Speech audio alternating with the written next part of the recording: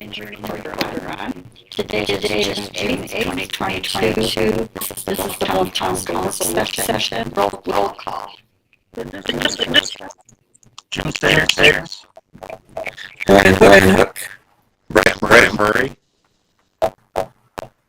Ann Huntington, and then Aaron Richard is with us. So last night was a long night. So let's try to give ourselves a break and stay focused and move through this. We can have some time to kind of catch up on stuff. The first thing is give a discussion of design review committee's progress and the grant. And I put that on there in case there was anything more we needed to discuss last night's meeting. Does anyone feel like there's anything else we didn't cover last night that we need to go back to? Yeah, I'd like to make a comment. We lost about a month due to a disagreement over a grant. I just bowed out. It's a committee that operates on consensus, and there's really no authority within the committee, and I don't think there really needs to be. But that implies that everybody's going to,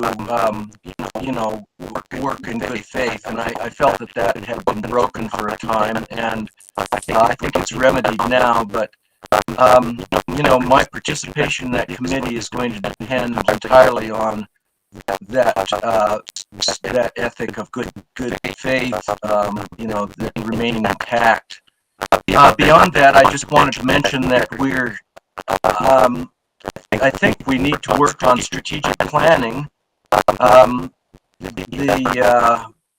People want to jump forward and talk about the things that they want to do, the solar and so forth, but at least we do have a 4-phase plan. I don't think I've sent that to Aaron yet, and it's pretty rudimentary, but at least it gives us sort of a process, a sequence of events, if you will, and it may be that we can't get much beyond that. And finally, the idea of a project director has come up a number of times, and we will probably go in that direction as soon as we can. And a project director's one of the tasks that would be assigned to a project director would be to facilitate a strategic plan in the committee. I think we do need a facilitator to do that. So those are just 3 ideas that I wanted to get cleared up. If there are any questions, by all means, you can ask. And go ahead, hold forth there, Brant, if you have anything. Jim, I think you summarized it well. It is uncharted territory putting this thing together, and I think the 4-phase plan works well. I do feel like we're on track. I mentioned last night how great it was to have Aaron at our meeting, and we didn't really get a chance to talk about that, but I would like to request her to come to our meetings. It gives us so much continuity, I feel like. I'll stop there. I'm looking forward to getting this thing done. It's going to work out fine. I'd like to share a thought if I could. Please do. Yeah, so in reading over the contract that was put forth upon the acquisition of the old school, you guys have a lot of work that's set out in front of you. So it's good to hear that, a project manager is definitely in your sights. I think in order to accomplish, so the one thing that I do, and I'm sure this has been discussed, there is a date of the end of 2022 for completion. By how it looks right now, that will not be met. So I think that we need to figure out what we would like to see what you all would like to see as the town council, and really aggressively figure out what that new time frame will be, and in that will help you make decisions regarding how and when you bring on a project manager and how aggressively you want that project manager to pursue the different phases in your plan.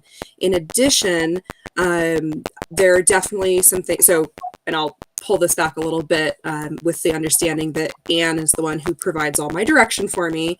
But what I'm seeing is that even if I was to be able to provide some additional some initial project planning now, I don't want that to be the crux. I am not going to be that project manager, but if I can set some foundations that someone could come in on top, I'm just worried that if you were to bring in a project manager and they have to start, you know, from ground zero, you still will not be able to meet the deadlines that are set out, and it will just kind of further the projects that are in place. So what I'd like to propose is perhaps identifying how we can get a plan started, and then in that you can sequence in exactly when you'd like to bring in a manager.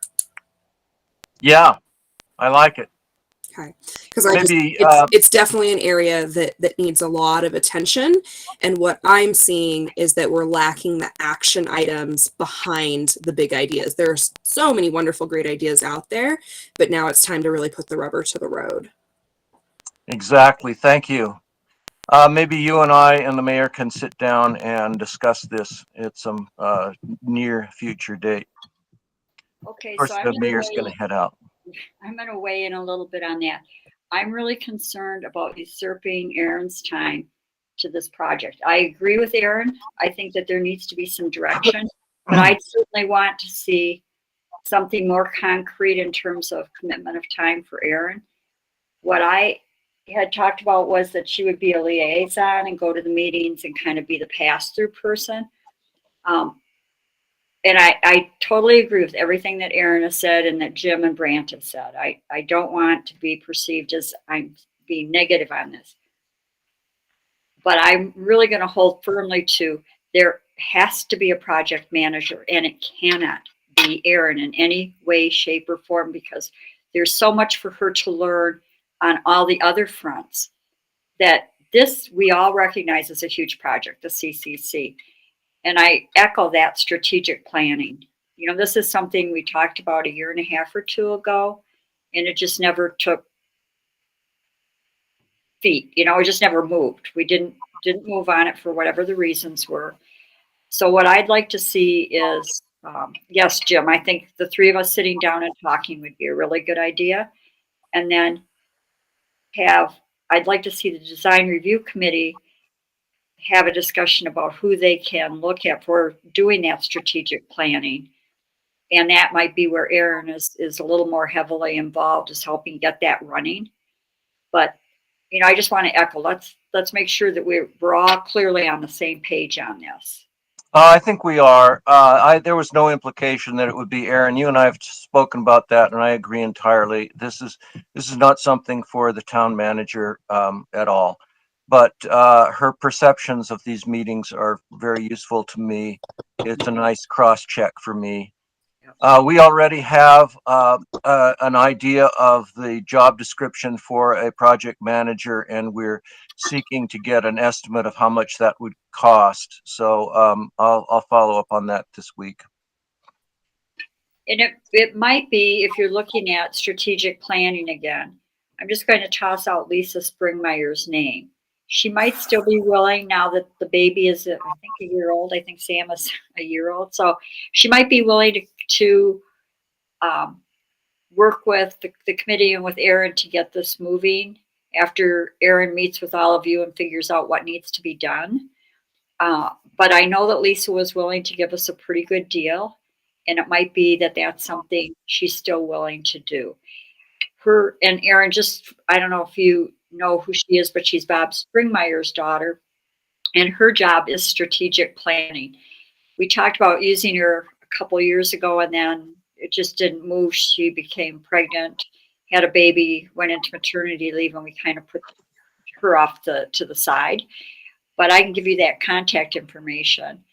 But her whole idea was starting with a common vision between the two entities, which when I read the NDN grant, screamed to me that UDB had kind of picked a common vision on their own and gone off this direction, whereas the common vision didn't come from the design review committee with approval of both sides. So if you want that information, I can get Lisa's information to you. So when you're ready to contact strategic planners, you might throw her in the mix.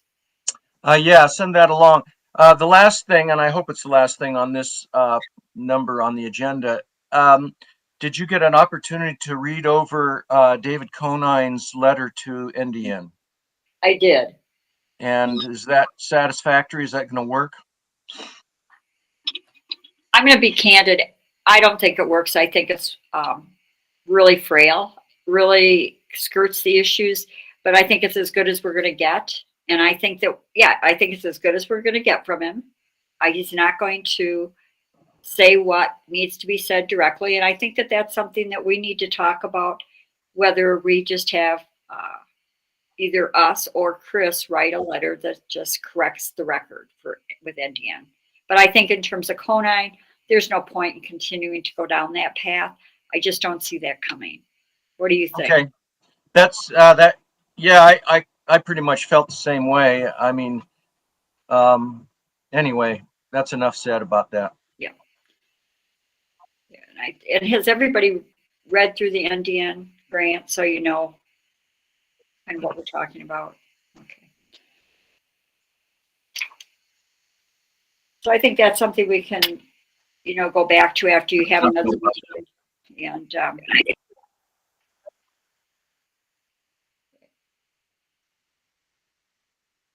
okay, should we move to number 2?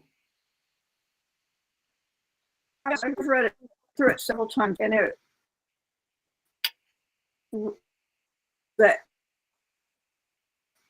Linda, you're freezing. Okay. Say that again.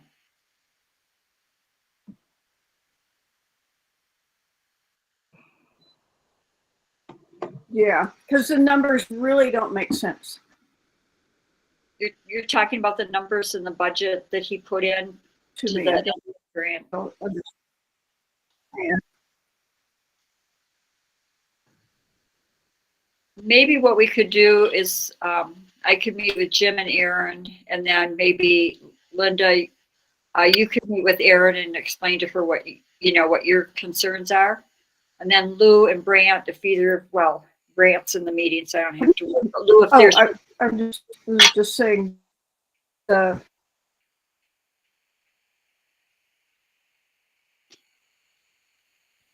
Aaron, any idea what The numbers are, we have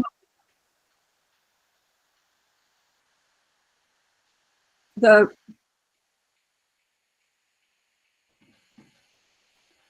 numbers on this grant really do not make. Linda, you're freezing and breaking up a lot. Why don't we have? And I think we have to. Linda, we can't hear anything that you're saying. Aaron, do you think it would help if you Information- logged out and back in? Linda, why don't you try logging out and coming back in?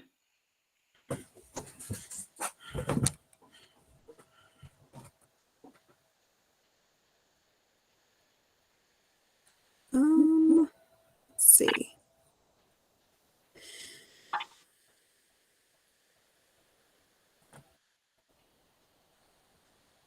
Completely frozen. Oh dear. Okay. And from my side, happy to kind of work on the one-offs, and then for the foreseeable future, I will be attending the meetings on Tuesdays at 2. I do want to note that in the contract it talks about only having maximum of 2 representatives from each organization.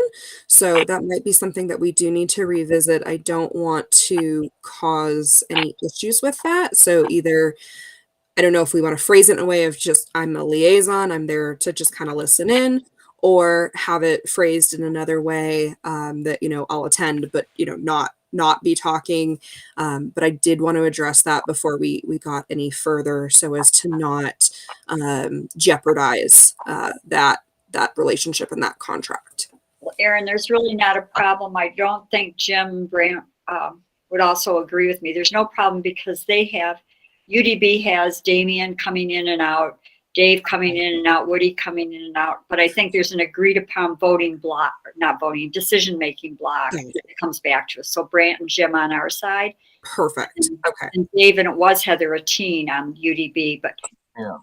And people have been in and out. So I don't think that, unless Jim and Brandt think it's an issue. No, it's not going to be a problem. We've had a number of people from UDB invited. At this point, I'm limiting my actual invitations to the committee members, and then I'm sending a separate invitation to you and probably to the mayor, and I'll continue to do that just to keep you, you're the liaison, you're the town manager, you need to see what's going on. That's all there is. Perfect. I appreciate the clarity. And I think, there are just some real simple tools that we can use, but we'll talk about that during our touch base on this. We've spoken with UDB and a number of times about the necessity of the municipality to be in compliance with all kinds of things, and that UDB doesn't have to worry about. So this is part of that. I mean, we just, it's a town, and we've really got to be careful about what we're doing, and you need to be in those meetings. Thank you. And the other reason we had, the two we have to watch out for is because when we get more than two of us and we have a meeting, and then we have to do a public meeting out of it. Absolutely. So if there's a reason to do that, otherwise we just are working on it and recording. Yeah. All good. Perfect. And did Linda jump back on? She did not. At least I don't see her back on. I'm No, wondering she's not. if she's going to try to come up to the community center.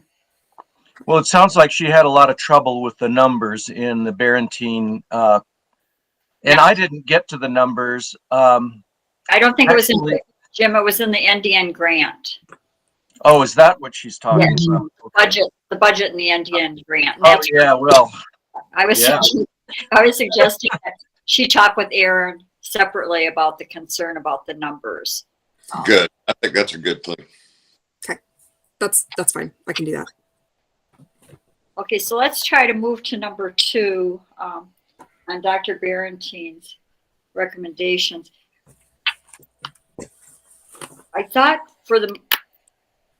I wish I'd had more time to spend on this, and I have been through it, but not as thoroughly as I'd like to. But I thought the suggestion, a lot of it was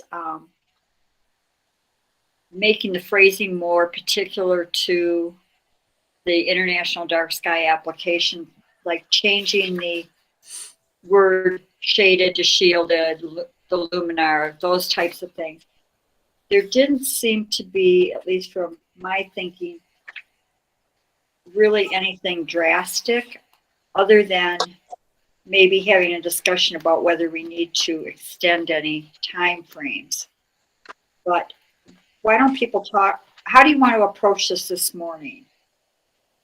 If I could just throw it out there for a logistical, what I'd like to do is share my screen, and I can make edits in the document or comments in the document as we go through it. But if folks have a better way to do it, please let me know.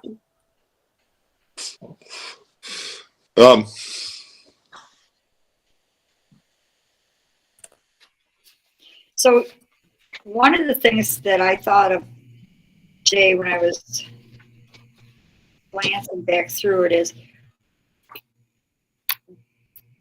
we want to limit the amount of work Dr. Barentine has to do on it. And I think when I was looking at it this morning, it seems to me that there are a number of things that we need to talk about a little more thoroughly. We could ask him to give us the editable version of this so that we could work on the document in a separate session with possibly planning and zoning at the same time so that we can coordinate the efforts of looking at it and close off the contract with Dr. Barentine by saying, please give us an editable version. We like what you've done so far, and not accept or make changes to this today, but set a joint work session with planning and zoning. Or we can go through this page by page, because that's how I think we probably is that what you're thinking, Erin, is go through it, look at page by page? Yeah, I think page by page is good. At the very least, I know that there are some comments, not necessarily his changes, but his comments where decisions are going to need to be made. There aren't a significant number, I think probably less than a dozen of like hard decisions. Whereas, as you mentioned, there's a lot of the document that, is just a verbiage change that we would be able to edit ourselves. And I think, in saving him time and us money, that would be something that yeah, we could go through ourselves. But overall, it's a 35-page document with all of his comments, and I do think, given the need to meet the dark sky compliance, it does need to be gone over page by page. What are other people thinking? It just seems. Oh, go ahead, Brent. No, I was just going to say,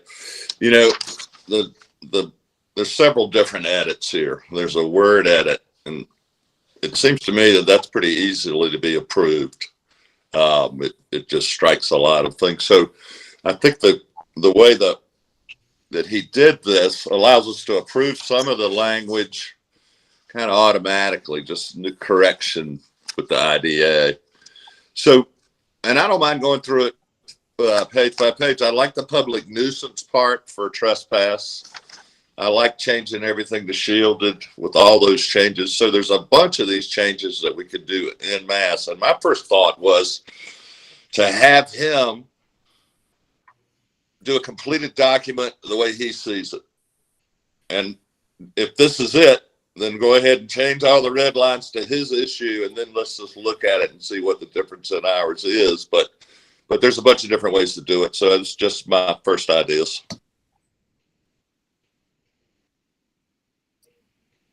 So on the version that Erin sent out to Ed, or to all of us, it opens in Google Docs, and then there's I can edit right here. I can't edit. Well, I don't know if I can edit. Let's just see. Yeah, I can totally just edit, but I wouldn't do that. I would just comment. But if Erin could comment what we say, if we started at the top and went through a few pages, even if we don't get it all done, then when we joined with planning and zoning, they would see our comments. If, I don't know, I doubt, I don't know if I could do it in person. Maybe Erin could, I don't know.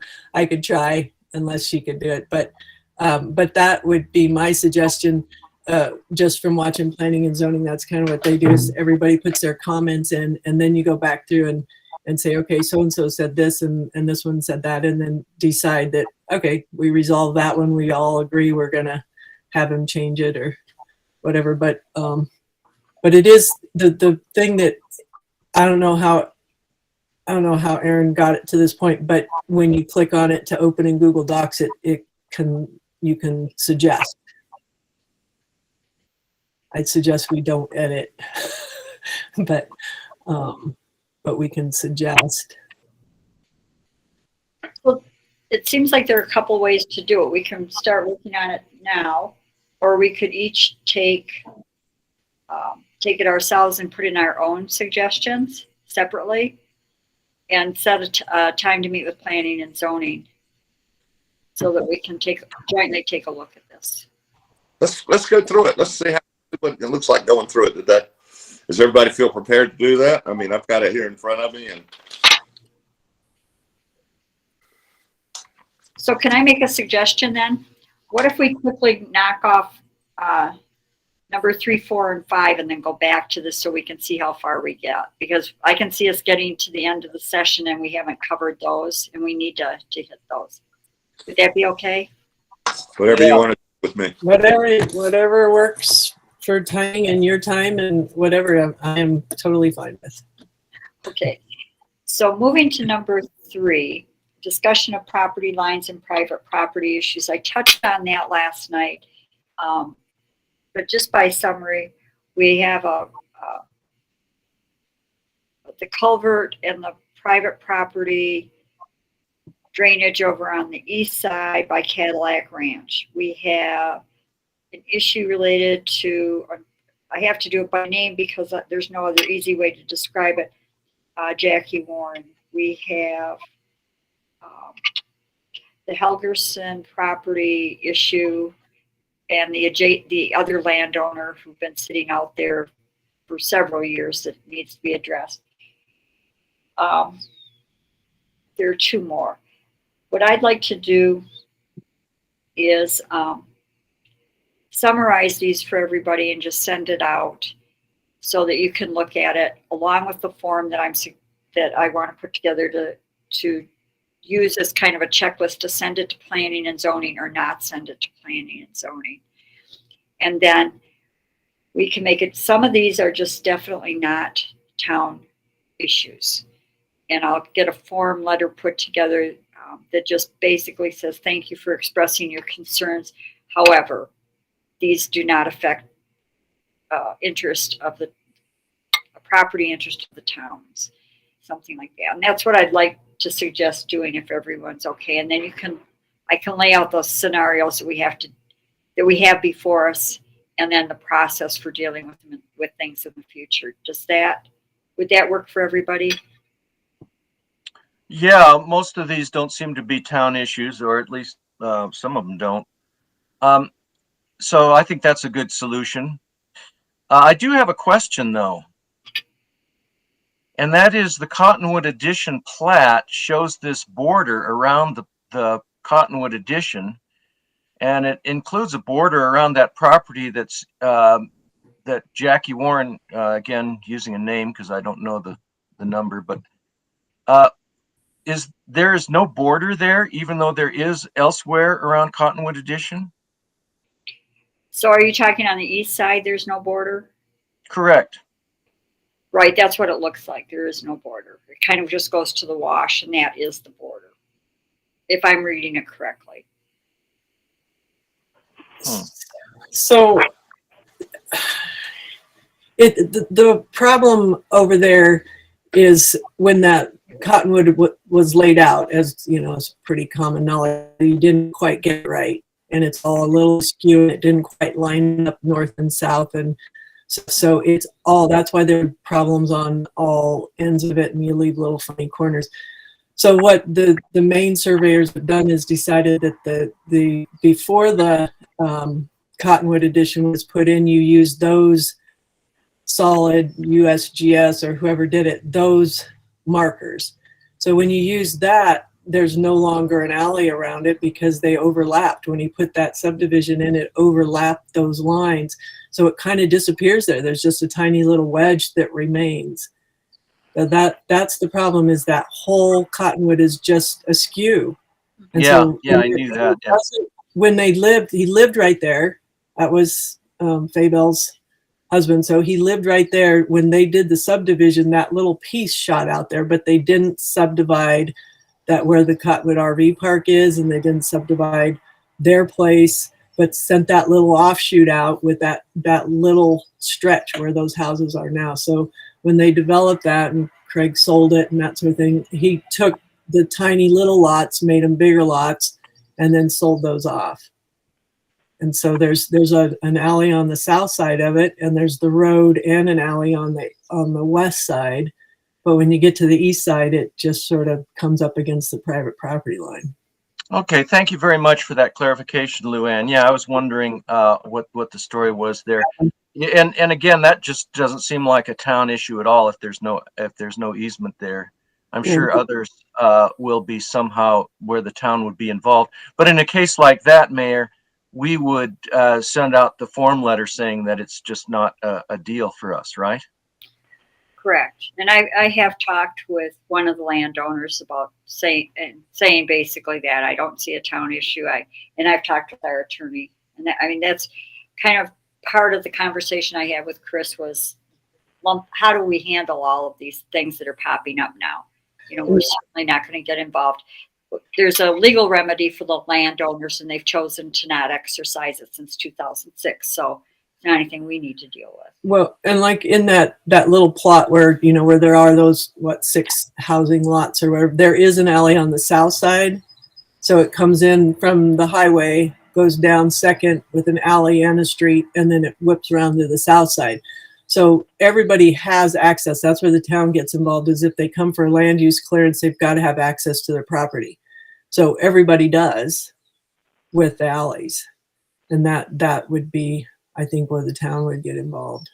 And then the reason, like Craig owns a little sliver there that he just didn't sell off with the other spots because it wasn't, it's part of the alley, was what would have been maybe part of the alley. So that's why it's just sort of sitting there in a little sliver, which we have a sliver on the other side for the same sort of thing. It's just that skewed plat lining out of that subdivision. So sticking with that property where you come in to that access that runs parallel to the highway, that's a self-created access. So then when you turn going south, that is not a road. I mean, it's a road, but it is not an official. And so just theoretically, if whoever owns the motor, whatever it is that was Faybell's, I'm assuming that's Nancy, you're accessing that property from her property to get to that road that is not a road, that's on the right of way of UDOT. So technically, there are some concerns in my mind, and after talking with Chris about a potential landlock, should that access point be cut off. But you're correct that on the west side, there is the road that runs there, and then there are alleys that come off of it that people can access. Right. So yeah, I don't know how you could cut that off because there is a road right there. So you can access that road, and then there's an alley on the north side and an alley on the south side. So what road well, let's not get into the weeds on this. The bottom line is we're not going to touch it. I mean, that's kind of where I think we're at. But unless somebody comes for land use clearance, that's one of the things they really check, is to make sure that the property has access. That's one thing they insist that you show them, that there is access. So I don't see how any of that can be cut off. I don't see that any of those have no access all the way around that funny little block. Okay, so let me just theoretically say, what if UDOT expands the highway there to widen that curve piece, which has been one of the things they've talked about. And that takes, I mean, that road, that access point that runs parallel is not a road. It's something that somebody created to access property, but it's in the right of way of UDOT. Well, I guess that's the question. It looks to me like it's an alley. So yeah, I think at that point, you would have to have an egress from the highway onto that road, because it's been commonly used to get onto the town, easement, whatever you want to call it. And if the highway gets wider and eliminates that commonly used gravel, then there'd have to be an egress off the highway to access that lane, to my mind. And it would require a grade, I mean, the highway is substantially higher, so right. It would be a real project, but I think they'd have to do that. Like in the cities, Jim, with the little out jutting and then the pillars, and you just drive under the pillars. Yeah, a little cloverleaf thing, yeah. So is everybody okay with my doing a summary of all the Yes. properties and a form to use, and then we can have the bigger discussion? But for those things that don't involve us at this point, we need to get a letter out and say thank you, but we're not addressing your issue. Okay, I will get that out. Going to number 4, a policy for classes and recreation. Unfortunately, as I said, we had an injury at the skating. I reached out to our insurer to get some guidelines. We are obviously fully insured for the activities we're doing. That's not a problem, but there are guidelines they would like us to put into place. And so we need to have a policy. We should work on getting making sure that we have a specific contract for each one of the activities that are coming in so that we know what they're obligated to do and they know what they're obligated to do. Right now, there are some general occasional use contracts that I think the manager, the BCC manager is using, but we need to tighten those up. And then I'll meet with each of the instructors and go over the policy of there will be an accident report. You will have the person who's injured fill it out. That person, if that person refuses, which is the case with the pickleball injuries last year, where the person didn't want to fill it out, the class instructor has to fill it out. And if the class instructor doesn't want to do it, then I think we just terminate that class. We can't run the risk under what our carrier is saying. And it also requires, which we don't have a problem with, making sure that the space is clean and neat and unobstructed. That's not the issue, but it is a point that we should go over with the community center manager so that she's on alert that things on the floor could be construed as negligence on our part if they're having these activities. So again, another policy, another step for us to work on.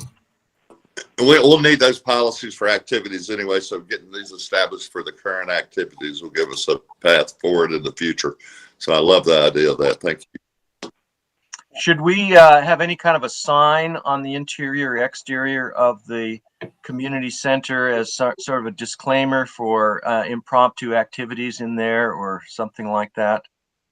Well, that's a good question. Erin and I talked yesterday or whatever day it was about signage. And when I went to look for the workers' comp sign that we have to have up by law, it's gone. I have no idea where it went and who took it down. So I'll print out another workers' comp sign, and then we can alter that. We can use the language in that sign that says something similar that puts people on notice. And Erin and I talked about working on that piece of it. And we'll look at the contracts, and I'll probably send them to Chris to say, is there some other language we need in the contracts? It doesn't look to me like we necessarily have to require the instructors to get their own insurance policy, because we do cover everyone as long as we're following the rules. Sounds good. And so we'll just get back with you on that. That's something we'll try to get done in the next couple of weeks. Okay, summer vacations and time off. I put this on here because I'm going to need to take some time to address my own issues in the family. And so I will be leaving on the 13th, from the 13th of this month. I'll be back on the morning of the 22nd. But I will be available and doing my usual work, but I just won't be physically here. Then, after being back for just a couple of days, we'll go back up to Salt Lake for more medical appointments. And then we are going to take a trip to try to wrap up the last of our house issues, well, not house, but financial issues that we've ignored up in St. Paul, and then do a couple family trips. So I'm going to leave on the 26th to go to Salt Lake, the 27th for medical, maybe the 28th for medical. And then I don't know exactly when I'll be back in town in July. So with that in mind, I was thinking we have a regular meeting schedule for the 5th, which is the day after the 4th of July. And I would suggest that we just cancel the 5th. People are going to be taking vacations, be out of town. It just seems to me like that's a good idea. And if people are okay with that, then I'll make that motion, or someone can make that motion on Tuesday. That sounds like a good idea. Yep.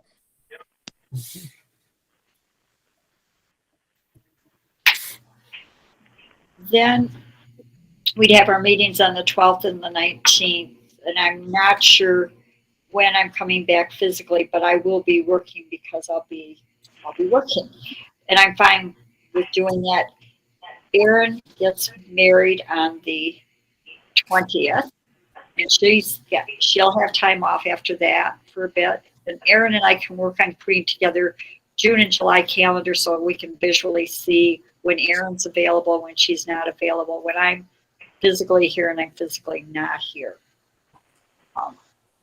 And the reason I'm being specific as I can about what I'm doing is that I get nervous when I don't feel like people know I'm not here, and then something comes up, and then Jim's next in line. And so from now till starting this weekend until sometime in July, if Jim isn't going to be here, Jim, if you can delegate to Brant, Linda, or Lou, so that if something comes up, someone who's actually in town. Hopefully, Yeah. and hopefully this will, there won't be any issues and any problem, but I just want to be sure we're covered and we're all clear that I'm going to be taking some time away from Bluff, but not necessarily off. So the other thing is maybe what we could do is Erin has set up a Google Calendar, and this might be the time that we start trying to use a joint calendar where if you know you have time off, could I just make a suggestion that you notify Erin to help get that on the calendar so we can learn to start using it and say, oh, that's right, Brant's not here this week. He may be weighing in on meetings and working, but he's not physically here. So maybe we could look at June and July, and Erin could start helping us figure out how to use that calendar. Yeah. Does So that after calendar, the does go the ahead, Jim. calendar, can I get a calendar automatically to come up on my Jim at Town of Bluff that is the Town of Bluff calendar?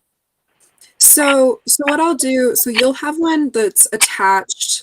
You have one that's attached to that email account anyway. So what I'm doing is I'm using mine for like not personal, but for my personal meetings of I'm going to attend the county commission meeting, for example. So you can maintain that separately, and then the one that I'm going to share with you after the meeting today, I'm actually going to share two. One is for the community centers, so we'll be able to track the events going on there so we don't overschedule meetings or things like that. And then there's a second calendar that is the one that Anna is referring to that's going to track I have it right now with like town council meetings and days, that I'll be in Bluff versus not be in Bluff. And so that's the one. And so what you can do is you can select or deselect them, and it'll allow you to kind of layer them on top of each other. So I'll share it today. I'll have a couple pointers in there. And then if you have specific questions, you can reach out to me. Or if you just have like a little quick one-off of, oh, hey, people should know this should be on the calendar, you can just send that to me and I'll put it on the calendar. Thank you. Of course. So one other thing that I did, because after last night's discussion about the election and people sitting here, I have done some research and I do have a suggestion for, in lieu of people sitting for the next, there are 10 more days to cover for the election after the end of this week. So starting with Monday, this coming Monday to the 28th, through the 28th, we have 10 days we have to cover. San Juan County will be covering the Wednesdays. So I could contact the election officials up in San Juan County and say that we would prefer to not tie up our time. We would like to use our election contract that we have with San Juan County, where we pay them for election services. And it looks to me like the deputy clerk earns $17.80 an hour. And with 2 hours travel time, 1 hour each way, 4 days a week, taking that 10 days into account, roughly we could be billed $1,246 plus mileage to have somebody from the election office come here, and I could make that request. So if people don't want to staff the office, rather than my being irritated, we could pay make an offer to the elect, and I don't know if they would accept it, but just say, we don't want to staff it. Will you staff it and charge us? I'm all for it. Well, $1,246 well spent. Okay, so that we will have to vote on that then. Somebody will have to make a motion on Tuesday and vote. I will reach out to Lyman Duncan and see if that's a possibility. Mayor, I have a Great. question. Someone like Ed Dobson, who's a judge, isn't a candidate for doing something like this?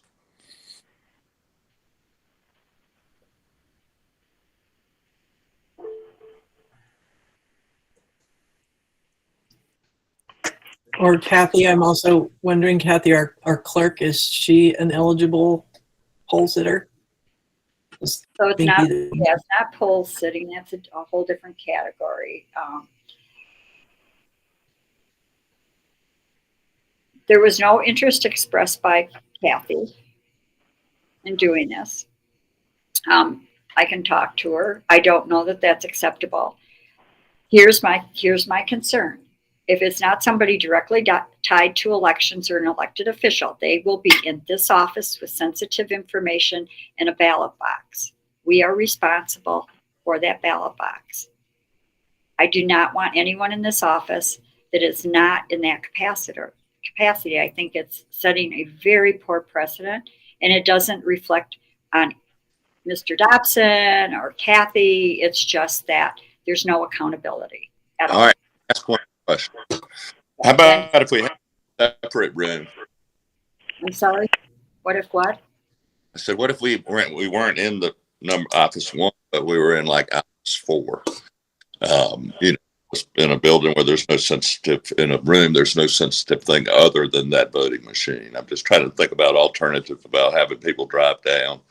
So, I mean, it's trying to be hard to get on here, but I like the idea of hiring someone to do it.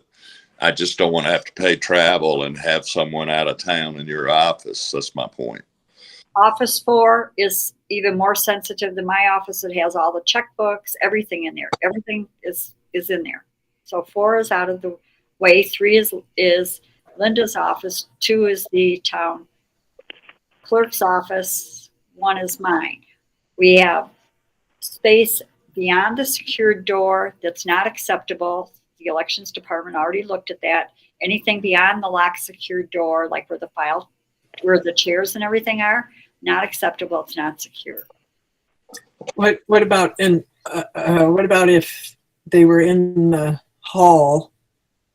Is that okay? Like if somebody came up and pulled the thing out of your office, the ballot box out of your office, and somebody sat in the hall, and then that same elected official put it back in your office?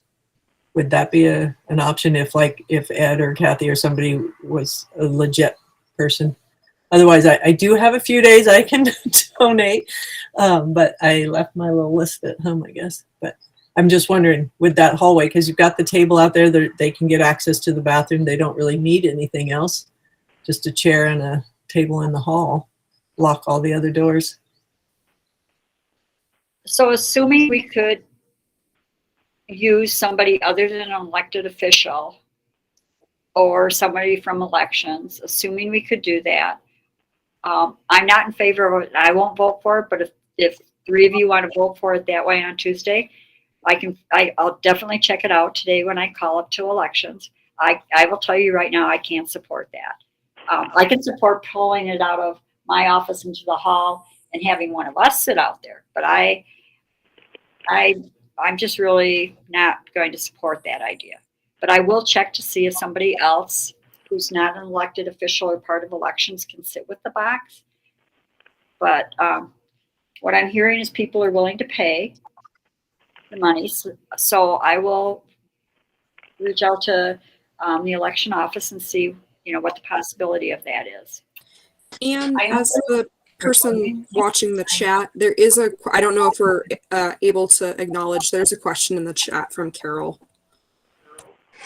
She's here right now in my office. She just came in. I'm going to, so what they did, Carol, unknown to you or to me, when I saw the ad in the paper that said voting is, in-person voting in Bluff is the 1st, the 15th, and the 22nd. And they have reserved this through email. Yeah, and I got a hold of Lyman. I sent him the email on Thursday or Friday and said, you forgot to put the 8th on there. And on Monday, he got a hold of me by email and he said, we're not coming the 8th. We're going to Navajo Mountain, so we don't need it. You've got to cover the 8th. Yeah, so that's why I'm here. That's why I'm here. Yep. And so they Okay. did not have the courtesy to tell us ahead of I time. will go lock up and go home. Before you go home, I'm going to take a 2-minute break here.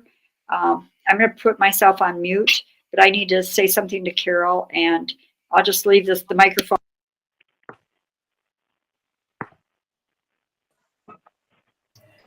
If you leave your recorder on, then we will hear it anyway. So maybe we should all just take a 5-minute break Okay, let's take a 5-minute break. and just stop the recorder so you can do what you need to do. Okay, it is 9:51. I'm pausing the recorder.